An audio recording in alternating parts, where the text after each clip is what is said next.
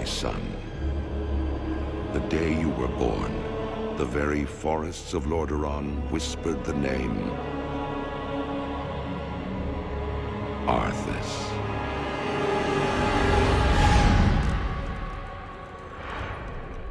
Hey everybody, and welcome back to the Villainpedia. This entry is sort of a part 2 to the story of Arthas, which began with the Heropedia entry for him, so start there first if you haven't already.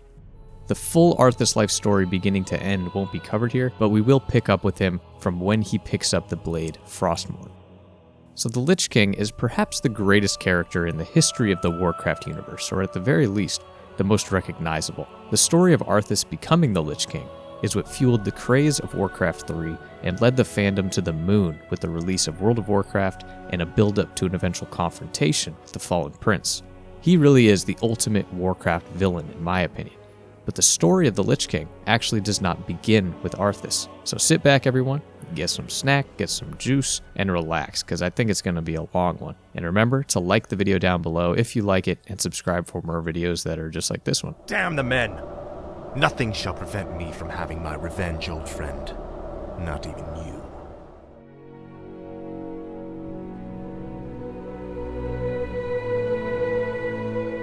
The Lich King is not simply evil Arthas, far from it. It's something much more mystical and complex, and Arthas is really just one piece that makes up the character.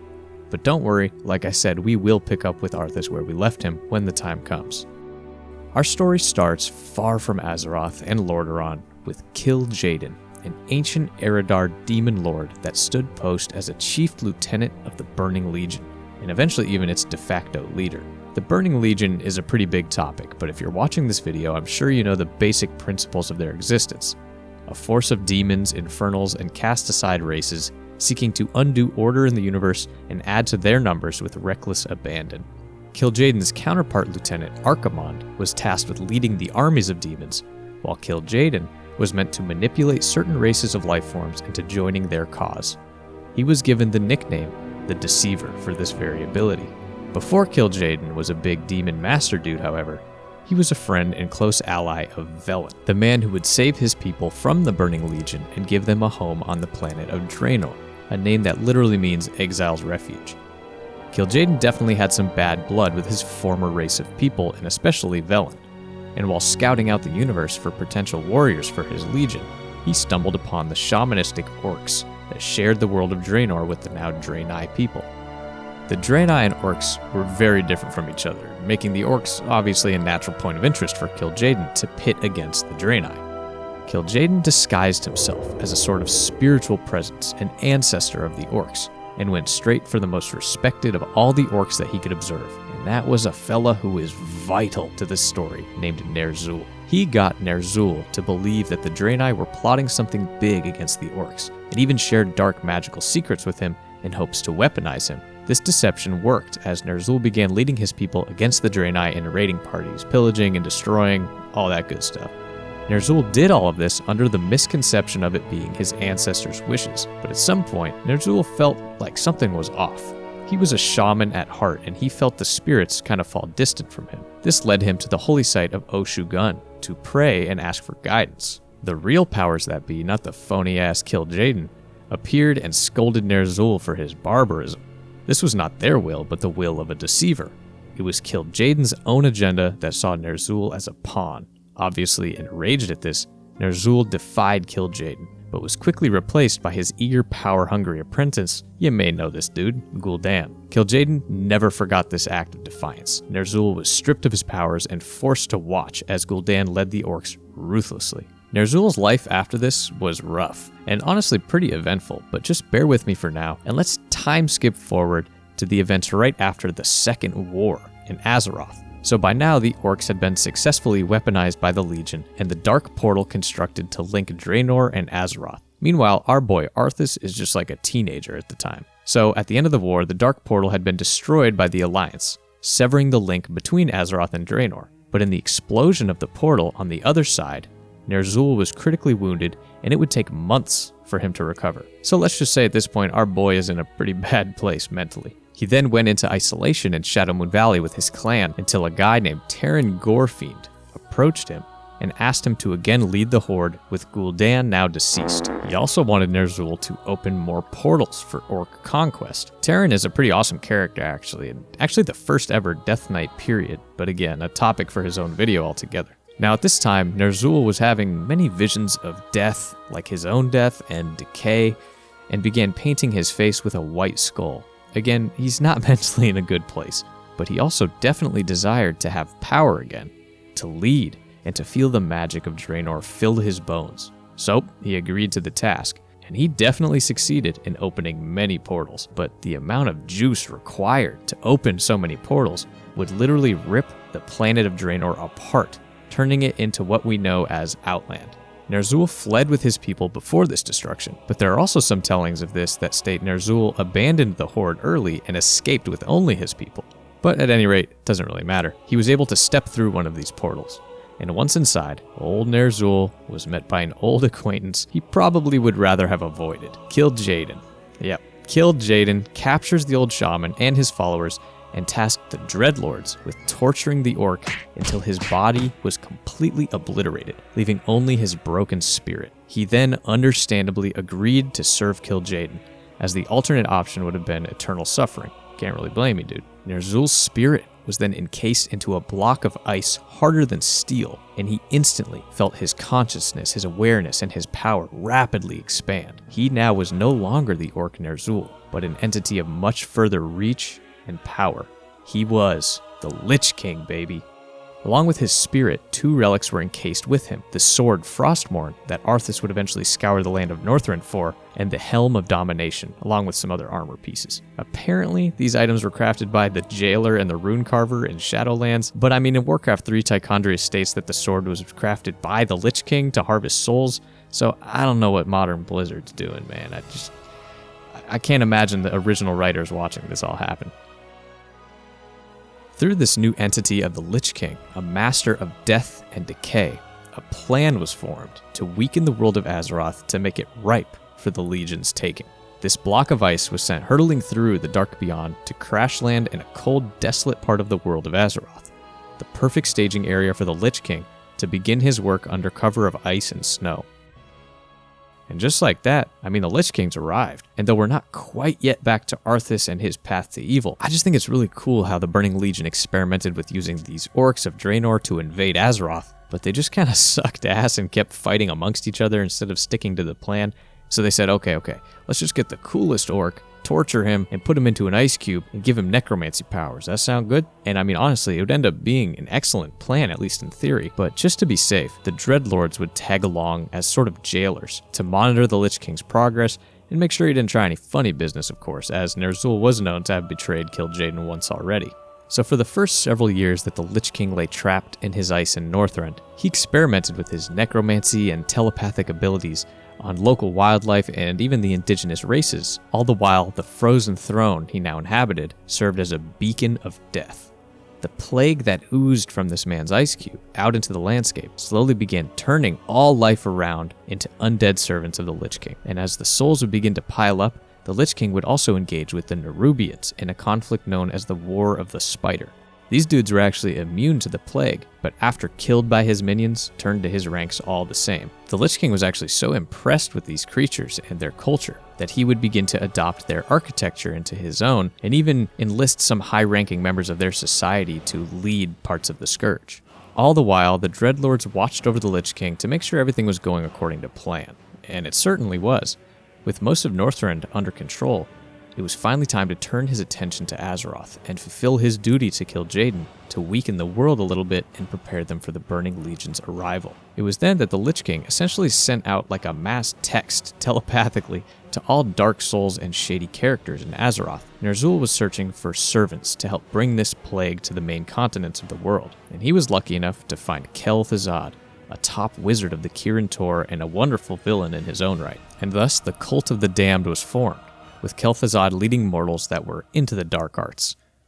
It was now finally time to hit up the Eastern Kingdoms and spread a little disease by the way of some infected grain to be packaged and shipped out to dummy humans. But let's be clear here, Ner'zhul was not content being a slave to Kil'jaeden and the Legion, unsurprisingly, and this entire time had been plotting a way to free himself from this icy prison and just have a little more freedom to do things his way. The key to Ner'zhul's scheme was a specific soul that he had detected. Prince Arthas Menethil of Lordaeron, you guessed it. So here we are, guys, back around to catch up with Arthas a little bit. Through the events of the human campaign in Warcraft 3 and the story covered in the Heropedia, we see the plague spread to Arthas' beloved kingdom and his growing obsession with ending the Scourge threat to protect his people at all costs. I just think it's crazy how every event encountered by the prince was by design. Kel'Thuzad and Ner'zhul working in tandem to lead Arthas to bloodlust and revenge. Now that's evil, baby. Stratholme being the greatest example. Really a lose-lose situation for a young, impulsive, and easily enraged paladin. Shoot, even Kel'Thuzad being slain by Arthas was part of the plan, as the necromancer would be coming back even stronger once Arthas fell from grace. So the motivations and types of villainy are just diverse. Ner'zhul being deceived by a supremely evil being and then attempting to get out of the deal he was backed into making would also be dooming the entirety of Azeroth. Just a really nice, layer cake of bad guys. Man, it's so good. So it's very clear at this point that Arthas' story was always much bigger than it seemed in the beginning. There are quite literally cosmic forces at work here, and he unfortunately found himself the perfect tool for the Lich King's little problem. Poor Arthas, man. And yep, I think this is the perfect time to now pick up where we left off with Arthas. So, when we last saw our dashing young lad, he had just taken up Frostmourne, kicked Mal'Ganis' booty, and wandered deep into Northrend, slowly losing his mind to the whispers of the sword. Not the cheeriest ending to a hero's tale, but hey, what are you gonna do? Out in the northern wastes, Arthas was transformed by the Lich King into the first of his Death Knights. He got a sweet new set of armor to go along with the class change, and then he killed many of his men from Lordaeron, but did raise some of his favorites, like Captain Falric, Thessarian, and Marwyn, to serve him in Undeath alongside. So this blade, Frostmourne, a weapon crafted by the Lich King. Why would a spectral being stuck in some ice need a sword? Well, it was, of course, absolutely to lure Arthas into his service, as the sword was made to harvest souls, and the first it claimed was that of Prince Arthas himself. That's how I see things anyway. The whispers coming from Frostmourne are, of course, the words of the Lich King. And it's super interesting how when Arthas strikes down Mal'Ganis can't believe it. The Dreadlords felt that they had everything under control, and I think this is the first tip-off that the Lich King maybe has some plans of deceiving the Burning Legion and using Arthas for his own purposes. Meanwhile, back in Lordaeron, the kingdom is completely in the dark about what has happened. All they know for sure is that they called Arthas back home, and have heard nothing in reply. So when he makes his return several months later, obviously is a grand welcome home party for the Crown Prince. And this is one of the greatest, if not the greatest, contrasting moments in all of Warcraft lore. As the trumpets blare and the petals fall on Arthas, he is cloaked in black, concealing his new soul-hungry sword and his evil intentions. The rest, it speaks for itself.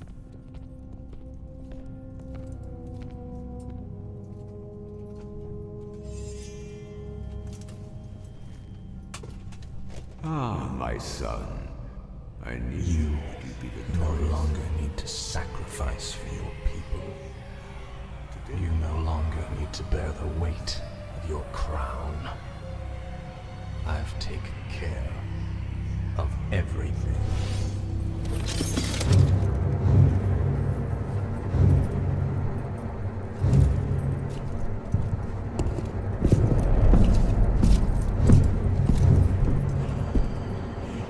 What is this? What are you doing, my son? Succeeding you, father.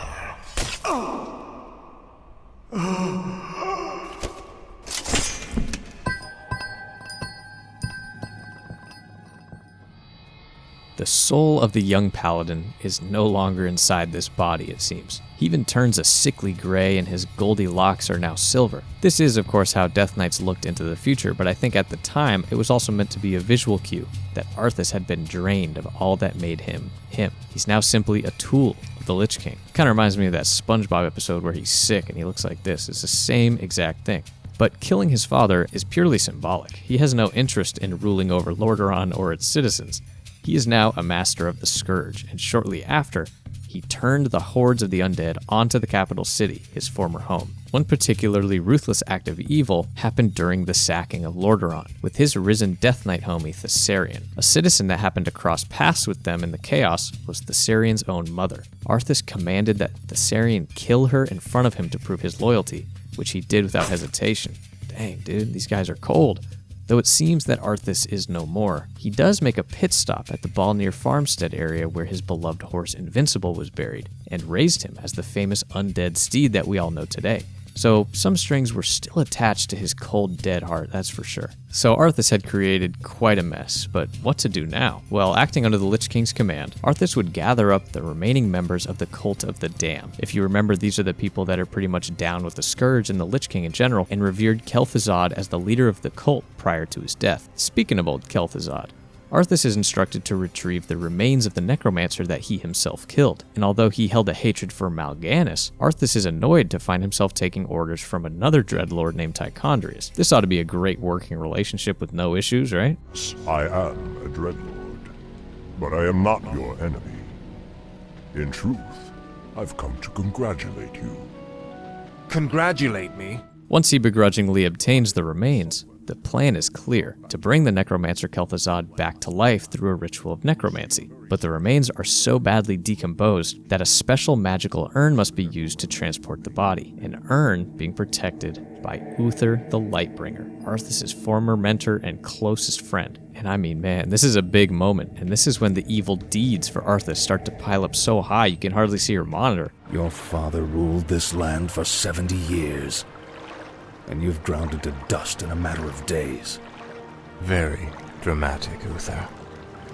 Give me the urn, and I'll make sure you die quickly. The urn holds your father's ashes, Arthas. What? Were you hoping to piss on them one last time before you left his kingdom to rot? I didn't know what it held. Nor does it matter. I'll take what I came for one way or another. God, man, the ruthlessness, the villainy. It's magnificent. Here is where Uther the Lightbringer, hero of the Alliance, would finally fall at the hands of his beloved pupil. I dearly hope that there's a special place in hell waiting for you, Arthas. We may never know, Uther.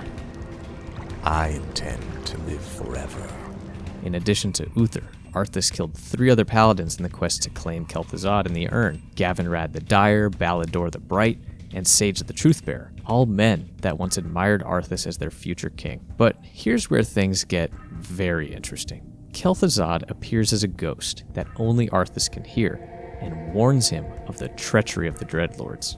Tell him nothing. Only you can hear me. The Dreadlords cannot be trusted. They are the Lich King's jailers. I will tell you all when I walk this world again. This is where that layer cake of villainy is really going to start getting baked for me. It also kind of reminds me of like Cortana and Master Chief's head in Halo, but it's just a super cool couple of missions here with Kel'Thuzad guiding Arthas and giving him the inside scoop of his potential greater purpose. Amazing stuff. After yeeting his father's ashes aside, Arthas headed to Quel'Thalas with the idea to use the Sunwell to resurrect Kel'Thuzad from his decaying, stinky urn. And this is, again, where a major event that would shape the world of Azeroth took place. Enter Sylvanas Windrunner, a huge power player across Warcraft lore. Now here, in the defense of the High Elf city of Silvermoon, Sylvanas staged an impressive effort against Arthas and the Scourge. But as Arthas says, you cannot delay the inevitable. I salute your bravery, Elf, but the chase is over. Then I'll make my stand here, Butcher. Anara la Balore. Finish it. I deserve a clean death. After all you've put me through, woman, the last thing I'll give you is the peace of death. No, you wouldn't dare. By raising her as a banshee, Arthas had no clue at the time that he had just created one of the driving forces that would lead to his defeat years in the future. But it's just another great example of his cruelty. He even seems to appreciate how hard she fought and rewards her by denying her death. But the goal of the mission here is to get into Silvermoon, and doesn't really have anything to do with Sylvanas, and everything to do with the Sunwell. After finally infiltrating the city and corrupting the ancient fountain of magic, Kel'Thuzad is reborn. Now arise, Kel'Thuzad, and serve the Lich King once again.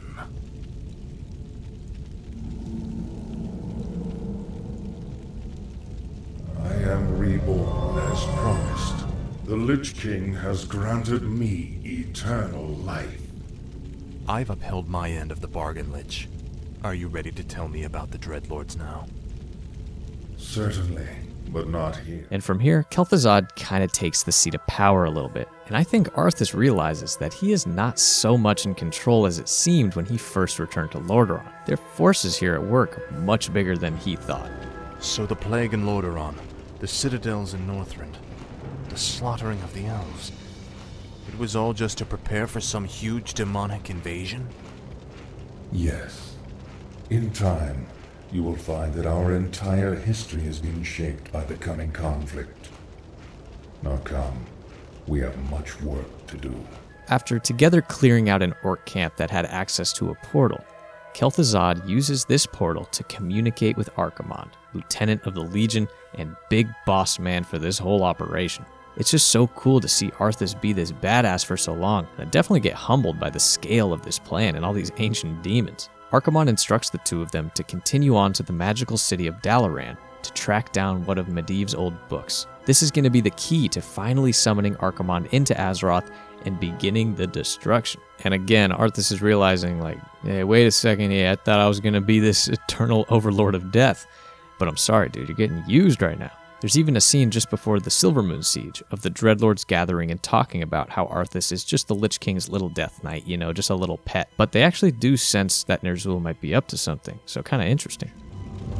Lich King's young Death Knight has been performing well. Almost too well. I begin to wonder if Ner'zhul has ulterior motives for his new champion. The human means nothing in the long run. Ner'zhul wouldn't dare undermine our efforts now. Our only concern is that this scourge accomplishes what it was created to do.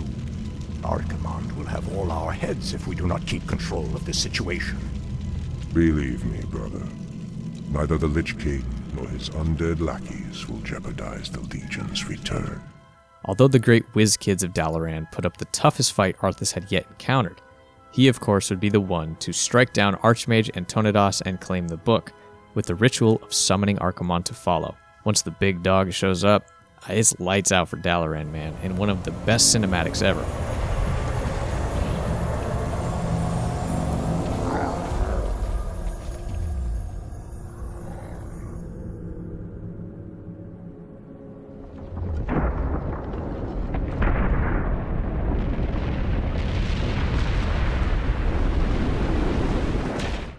But just before, Archimonde did something that kind of triggered Arthas. Very well, Tichondrius. Since the Lich King is of no further use to me, you Dreadlords will now command the Scourge. As you wish, Lord Archimonde. But Kel'Thuzad assures Arthas that the Lich King has foreseen all of this and he's going to take care of anything, don't worry, buddy. Arthas has definitely been the odd man out in this situation, but not for long. You may yet have a part to play in his grand design.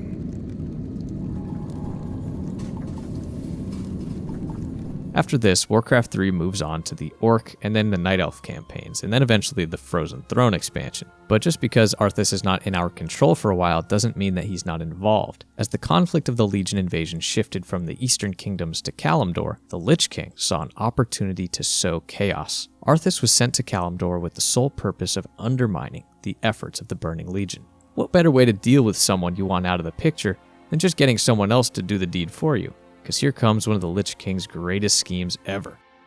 Enter Illidan Stormrage. I hate to sound like such a damn broken record in every video uploaded on this channel, but this is a character who could have his own multiple hour-long videos, so I will refrain from any deep background on him. Basically, he's a prominent night elf who has a little problem with a greed for power and definitely has no love for demons. Now remember, due to his origin, Ner'zhul was well aware of various magical artifacts and relics across both worlds, but none more powerful than the skull of his former apprentice, Gul'dan.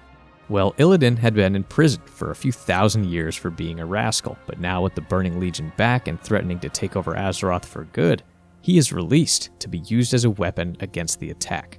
The Legion has returned, Illidan. Your people have need of you once more. Arthas is immediately sent out with the knowledge of the skull of Gul'dan to find and entice Illidan. The Dreadlord who commands this undead army is called Tichondrius. He controls a powerful warlock artifact called the Skull of Gul'dan. It is responsible for corrupting these forests. And you wish for me to steal it? Why? Let's just say that I have no love for Tichondrius, and the Lord I serve would benefit from the Legion's downfall. Why should I believe anything you say, little human? My master sees all, Demon Hunter. He knows that you've sought power your whole life. Now it lies within your grasp. Seize it, and your enemies will be undone. So the layer cake continues to build. I mean, who the hell do you even trust at this point? You got Scourge plotting against the Legion, orcs and humans actually working together, holy smokes. But the plan with Illidan works amazingly well. Illidan gets the skull, uses it to transform into a demon man, and wields his new power against the Dreadlord leader Tichondrius, killing him. Damn! I mean, Arthas and Ner'zhul, just like that, got a huge headache taken care of. But it gets even better, as the climax of Warcraft 3 Reign of Chaos was the overconfidence and rage of Archimonde, culminating in his downfall and death when trying to take Mount Hyjal without the support of the deceased Dreadlord. Kil'jaeden, watching all of this occur, instructed Ner'zhul to now lead the attack, but Ner'zhul just said, nah. This is something that I just really love about the Lich King Ner'zhul. He's a complete puppet master. His power of foresight allows him to remain in complete control and set events in order that will best benefit himself and the Scourge. And again, just awesome writing with all of these moving parts and campaigns weaving in and out of each other. But here's where things take a little turn for the Lich King, and not necessarily for the better. Kil'jaeden is so furious that Ner'zhul has again likely defied him, but this time instead of just a lowly orc, he's an unstoppable force of disease and death, so definitely an issue for the Legion. Kil'jaeden smartly turns his attention to Illidan. Illidan, in the past you have been both friend and foe to the Burning Legion. But by consuming the Skull of Gul'dan, you sealed our defeat in this world. I come to offer you a second chance to serve us. What would you have me do, Great One? My creation, the Lich King, has betrayed me. He dared to break the pact that binds him to my will. But his spirit still lies trapped inside the frozen throne of Ice Crown. Destroy it for me, and I will grant you your heart's desire. It shall be done, Great One. It shall be done. So just like that, we have an amazing matchup. KJ and Illidan versus Arthas and Ner'zhul. Oh baby. And this is where the expansion to Warcraft 3, the Frozen Throne, would continue the tale. As Illidan recruited the Naga and went to retrieve yet another ancient powerful artifact, the Eye of Sargeras, Arthas and the Lich King were unaware that they were now Illidan's target. Right when Ner'zhul figures the plan out, Illidan launches an attack with the Eye on Northrend, rocking the earth and putting the Lich King's defenses on notice. It even seems like Illidan could have succeeded in destroying the Frozen Throne and Ner'zhul if Malfurion hadn't intervened and stopped his now demonically juiced brother. So far this new rivalry is pretty lopsided, and shout out to Malfurion for saving the world really quick. But in the final campaign of the game, the Scourge campaign, things don't start out too well. When Arthas attempts to reclaim Lordaeron from the lingering leaderless Dreadlords and snuff out any remaining humans, he keeps getting these gnarly migraines. The pain is unbearable. What is happening to me? Danger draws near. Power is fading. Time is running out. King Arthas, do you need assistance? No, the pain is past. But my powers are diminished. Something is terribly wrong here. The Lich King is losing power and fast. A small crack in the icy tomb, a result of Ner'zhul actually pushing Frostmourne out from the Frozen Throne, was made much worse with Illidan's attack, and Ner'zhul's grip over the undead is quickly slipping. This even causes the fallen Sylvanas to suddenly regain her free will, no longer a puppet of the Scourge. And although Arthas is being kept very powerful by Frostmourne, his power will fade in time as well. As Arthas scampers off to Northrend to his master, the liberated Sylvanas meets and schemes with the Dreadlords. I mean, she has plenty of reasons to seek revenge, of course. And though she does give Arthas a scare, Kel'Thuzad saves the day, and he whisks himself away to Northrend to see to the Lich King's issue. This isn't over, Arthas. I'll never stop hunting you. Onward for the Scourge. Slay them in Ner'zhul's name. Who though? This is when Arthas meets Barak. Remember that War of the Spider the Lich King waged? Well, this is their ancient king, now a servant of Ner'zhul, and by association, close ally of Arthas. Arthas would soon add another strong and iconic member to the Scourge ranks, the blue dragon Sapphiron. At least I still have enough power to do this. Most impressive. But you need to conserve your energies, Death Knight. We have a long road ahead of us. I just want to say, I always loved necromancers and necromancy in video games. There's just something so evil about not just killing something, but using it as an instrument of destruction against its brethren. The entire Scourge army is this mass of flesh and bone, reclaimed one-time enemies of Ner'zhul that now follow his every command. It's just an amazing thing thematically. So all of this in Northrend is happening at the same time as a literal undead civil war back in Lordaeron. Kel'Thuzad is keeping watch on the Scourge still under the control of Ner'zhul, but a huge chunk of undead have now been freed of the Lich King's power and are united under Sylvanas. And I can understand the resentment. Can't a man just die these days? But this rebel faction of undead is what eventually would be known as the Forsaken, the playable race of undead come World of Warcraft, the best race in the entire game and universe. While Arthas rushed to the aid of his master, he encountered a few wayward dwarves. We did, you rotting bastards! We've been watching you all along! Muradin's dwarves. Impossible. Doesn't anyone stay dead anymore? These dudes were allies of Muradin Bronzebeard, who stood with Arthas as he claimed Frostmourne. Muradin was killed in the blast that occurred, or so everyone thinks. So yet more people that Arthas has pissed off in the road to damnation. We've made it, Barak. Our forces are already assembled and waiting.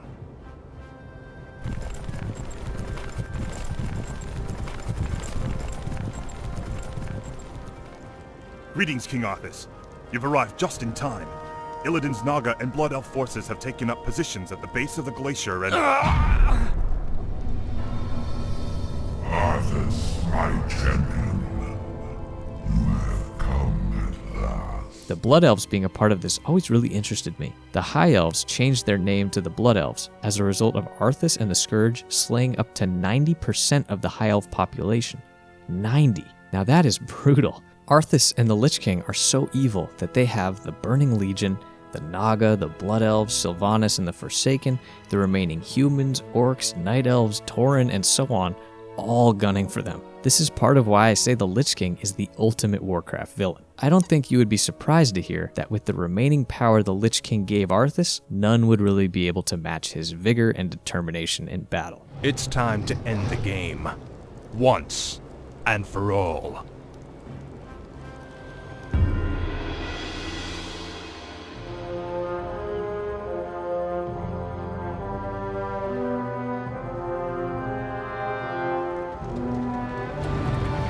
We've done it, Barak. The throne chamber is open. This is the hour of the Scourge. The final confrontation with Illidan is the stuff of legend, and I will let it speak for itself.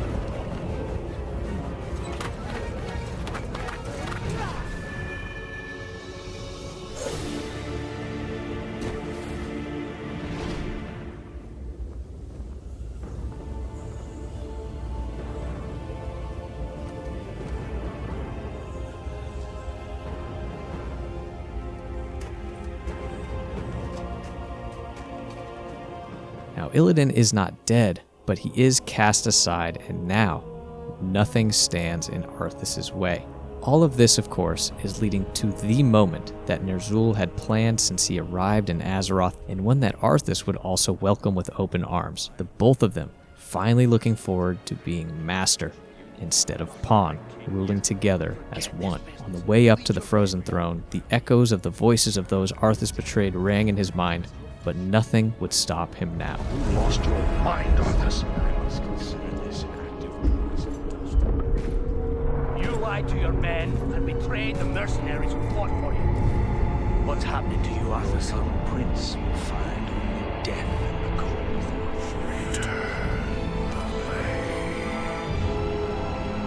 Complete the circle. Release me from this prison.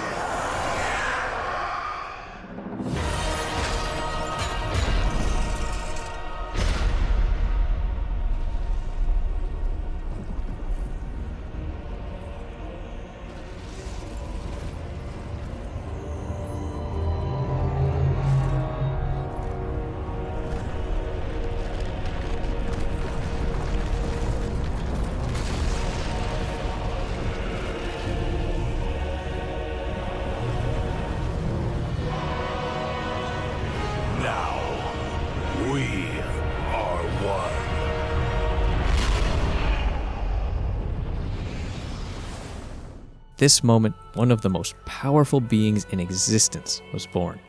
The might and strength of Arthas fused with the great power and influence of Ner'zhul. What a combo. Now, you'd think that now it would be game over for all of the world, but the Lich King then did something surprising. He went into a deep, deep sleep.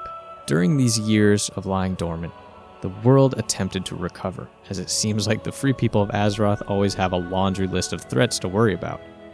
But the Lich King was not just chillin'. As the Scourge servants constructed a great castle around the frozen throne, the Lich King dreamed. In the inner reaches of his mind, the entities that shared this body struggled for control.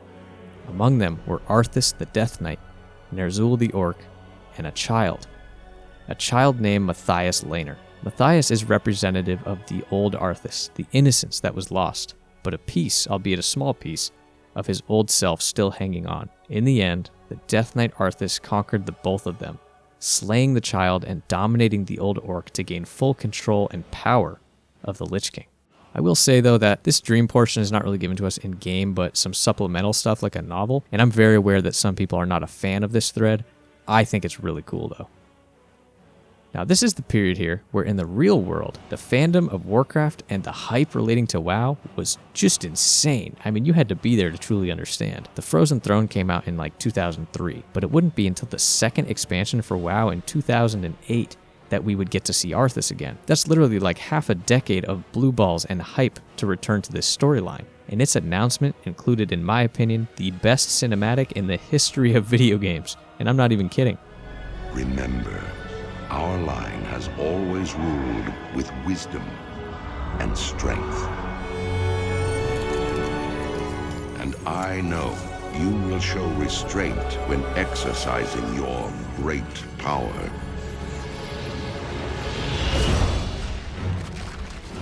When it was finally time, in-game, for the Wrath of the Lich King, a pre-patch event would be the perfect reintroduction to the character. Scourge invasions, diseased grain showing up in the capital cities, and the citizens of both factions being turned into Scourge servants to attack and kill their countrymen. I mean, this event was pure madness. It was so chaotic that a huge population of the game whined like humongous babies to Blizzard. So unfortunately, the game hasn't gotten anything this cool since. But this is really what the Lich King is all about: mass destruction and death. So real gamers of culture appreciated this sort of design choice. From a story perspective, it's clear that the Lich King has awakened, and is employing the same old ruthlessness on the world now as before. But with many large-scale attacks on huge cities of innocence, the Horde and the Alliance put their differences aside in an effort to conquer Northrend and end this threat for good. One thing I honestly sort of struggle with is Arthas/Ner'zhul's endgame here. I mean, of course, they want to continue to add to the Scourge ranks and decimate the living, but I just wonder where personally Arthas sees himself at the end of this, and why it's worth the risk to antagonize literally every living being on the planet. But then again, this is still Arthas Menethil we're talking about here. I think he wants power and to be like the sole master. One thing I think the Lich King is attempting to do here strategically is lure powerful warriors to Northrend with the intention of stopping him from both factions, but then turn them into Death Knights under his service. It's not unlike his own path that saw him turn. And I really like how this tactic is employed and kind of how well it works, as we see a couple prominent lore characters join his cause in death. So if Arthas is awake and wants to reestablish himself in Azeroth, what better place than his old stomping grounds in the now Plague Lands of the Eastern Kingdoms? Only annoying bit here for him is that there are some harsh anti-Scourge protesters in the area, known as the Scarlet Crusade. And here is where gameplay-wise things get a little more interesting. This expansion added the Death Knight as a playable class, the first hero class in the game. I mean, it seems impossible, right? How could you be a member of the Horde who's trying to kill Arthas and a Death Knight? Well, when you make one, you start out in the Eben Hold, a necropolis floating above the Eastern Plague Lands. This is where mounds of corpses of dead heroes of Azeroth are brought and assessed for usefulness. The most deserving are risen as Death Knights. You begin serving the Lich King, exterminating the Scarlet Crusade and helping and lead the attack on Light's Hope Chapel with your Death Knight homies. This is when it's revealed that Arthas was only using these Death Knights on this suicide mission to draw out the exiled paladin Tyrion Fordring. Damn, you just can't trust that Arthas, can you? The remaining embarrassed Death Knights are united under leader Darian Mograine into the Knights of the Eben Blade, who subsequently take over the necropolis from the Scourge to serve as their new base of operations. Very content with joining the fight against Arthas. I mean, damn, Arthas, you just made even more enemies, dude, just like that. But it does succeed in luring out Tyrion. This is the paladin that Arthas had a hand in exiling when he defied his oath to the Silver Hand years prior. At the Battle for Light's Hope Chapel, Darian Mograine tosses Tyrion the corrupted Ashbringer, which instantly is cleansed in the hands of a man so holy. This terrifies Arthas and he retreats back to Northrend. But now with Tyrion, the Alliance, and the Horde, these new Death Knights, Sylvanas, old bitter ass, it's finally time for Arthas to have a united Azeroth arrive at his doorstep and hold him accountable. I just want to make it clear that there are tons of things that take place during this expansion related to this story. I mean, it's an MMO, so there's tons of quests, Easter eggs, characters to encounter, and learn more about Northrend and the Lich King from. You find Myrddin Bronzebeard, not dead after all. You see the child who represented Arthas' youth. Tons and tons of stuff that should be experienced firsthand, and it's still in the game now. And quite honestly, I don't think need to be covered in this video, but I just wanted to mention that. The evil power of the Lich King is also on full display. The Scourge is a massive force with all sorts of shady characters involved. I mean, the scale of this expansion is honestly very impressive. It's definitely like the high point all time in World of Warcraft. So back then, as the expansion wore on, you got to see glimpses of Arthas, but he was always the puppet master behind the scenes, as the Lich King really should be. Patch after patch led the player base closer and closer to the Ice-Crowned Citadel. A big climax of the storyline came with the Wrathgate event, where the Horde and the Alliance, in a joint assault, were able to make a rather successful siege on the Lich King in Dragonblight. This was led by a human named Bolvar Fordragon and an orc, Danosh Sourfang. Just as Sourfang was struck down by Arthas, Grand Apothecary Putris, a member of the Forsaken, flooded the canyon with casks of a new plague that he had concocted. We had forgiven. Behold now the terrible vengeance of the Forsaken. Sylvanas. Death to the Scourge and death to the living!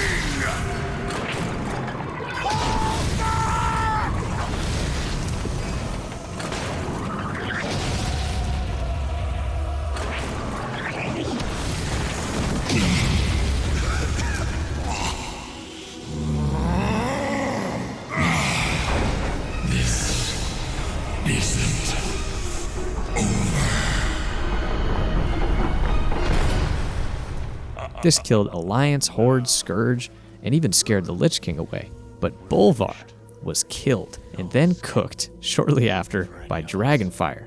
Now that's gotta be a guy who's double dead, right? Or is it? The Dragonflame actually gave him renewed life, and he was captured by Arthas and the Scourge. Bolvar was tortured endlessly in Icecrown Citadel by Arthas in an attempt to turn him into a weapon of the Scourge, and more on him in a moment. So we've talked about hype and anticipation a lot in this video, and for good reason, but the ultimate peak, the high from which WoW would always be descending from afterward, was the Icecrown Citadel raid opening up to players in patch 3.3. Though my soul was one of the first to be devoured by your evil, there are thousands more bound within this blade, and they cry out for release.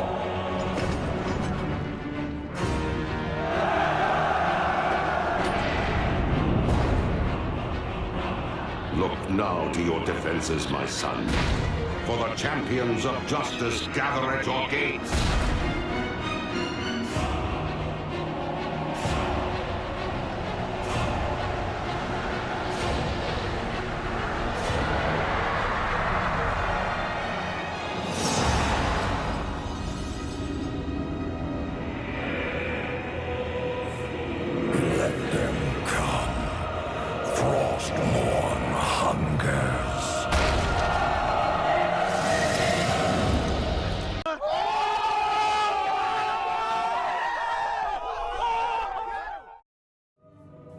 All these years of Arthas being essentially the face of the franchise, the ultimate villain yet to be conquered, the wait was finally over. The raid thematically is amazing. It really feels like this final assault at the end of a long and depressing and cold conflict.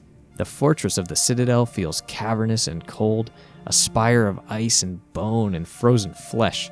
And of course, in World of Warcraft fashion, what better way than to let the fans, the players, be the ones to finally strike down Arthas and bring an end to the King's reign? That's mostly the case.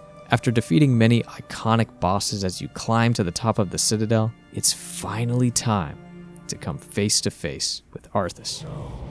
The light's vaunted justice has finally arrived. Shall I lay down Frostborn and throw myself at your mercy, Fordring? We'll grant you a swift death, Arthas. More than can be said for the thousands you've tortured and slain. You'll learn of that firsthand. When my work is complete, you will beg for mercy, and I will deny you. Your anguished cries will be testament to my unbridled power. So be it. Champions, attack! I'll keep you alive to witness the end, Fordring. What a long road it has been to get to this point, man. The fight is as epic and as long as you'd expect it to be. I mean, Blizzard better nail this at this point, right? But my favorite part is when Arthas grows bored and decides to just kill the entire raid like it's nothing. Watch now, as I raise them from the dead to become masters of the Scourge. They will shroud this world in chaos and destruction. Azeroth's fall will come at their hands. But here is the moment that the Lich King never saw coming. Light, grant me one final blessing. Give me the strength to shatter these bonds.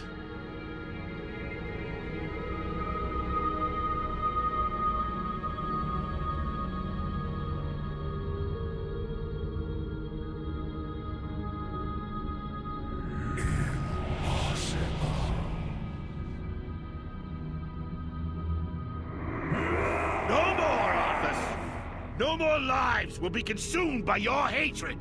Light, which Arthas was born into and guided by as a youngster, is ultimately what answered Tyrion's call and gave him one final shot at destroying the cursed blade of Frostmourne. The blade shatters to pieces when met with the might of the Ashbringer, and the souls of all those Arthas had killed come pouring out, holding up the Lich King. You and your raid are finally then able to finish him off, and Arthas falls for good.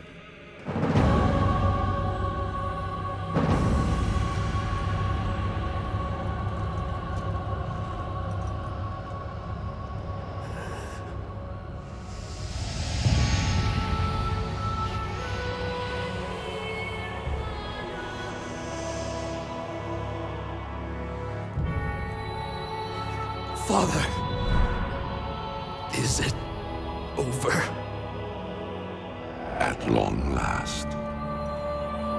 No king rules forever, my son. I see. Only darkness before me.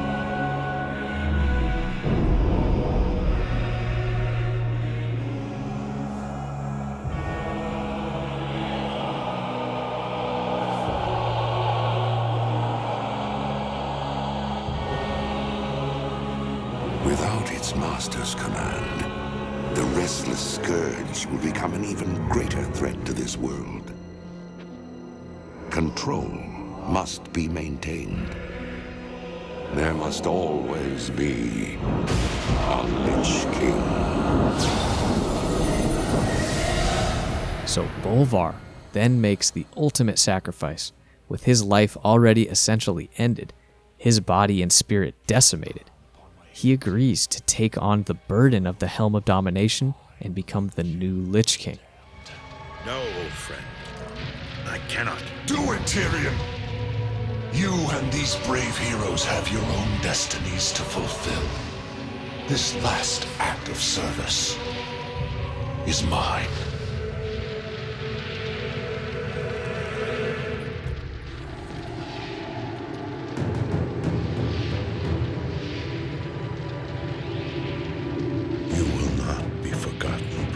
I must be forgotten, Tyrion. If the world is to live free from the tyranny of fear, they must never know what was done here today.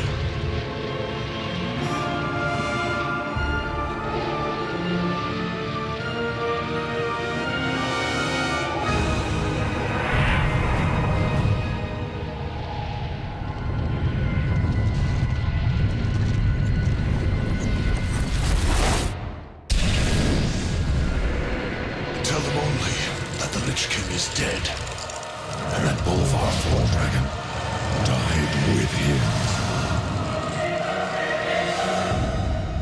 Now go, leave this place, and never return. Now, holy smokes, that is taking one for the team, man. So that is really where the villainy of our Lich King ends, with Arthas falling into his father's arms. No redemption, no apologies. Though the Lich King as an entity lives on afterward and still even to today, that is a story for another time. Potentially even several stories. I think Arthas and Ner'zhul combined to make one of the most interesting villains I have ever encountered. The one knock I have against the Lich King is that he's kind of hard to sympathize with, but as far as a layered backstory, holy cow, he's got a good one. And I also just love the fact that he is made up of champions from Draenor and Azeroth, respectfully. Although I have to admit, it's kind of a shame that Ner'zhul was left out of the Wrath expansion. It seems like Blizzard really just wanted to make this like the Arthas expansion and not confuse anyone who didn't play Warcraft 3, so they kind of pushed our orc buddy aside. But there's just so much to this story that excites me, man. The levels of deception between the Legion, the Scourge, the Forsaken, and all the way to Illidan getting involved and the Blood Elves. This is truly an epic tale of fantasy that I feel lucky to have experienced. Arthas Menethil of Lordaeron, Prince, Hero, Paladin, Devoted Son, Murderer, Death Knight, Traitor, Villain, and Lich King. What a story, what a character, and what a ride. Thank you everyone for watching and listening to this video to the end. It's greatly appreciated. Let me know all your thoughts down below in the comments on Arthas and any other interesting Warcraft heroes or villains that we could cover here on the channel. I know I've gotten several requests already for Illidan. There are many more videos on the way as always, so subscribe if you would like to support the channel into the future. Thanks everyone, and until next time, peace.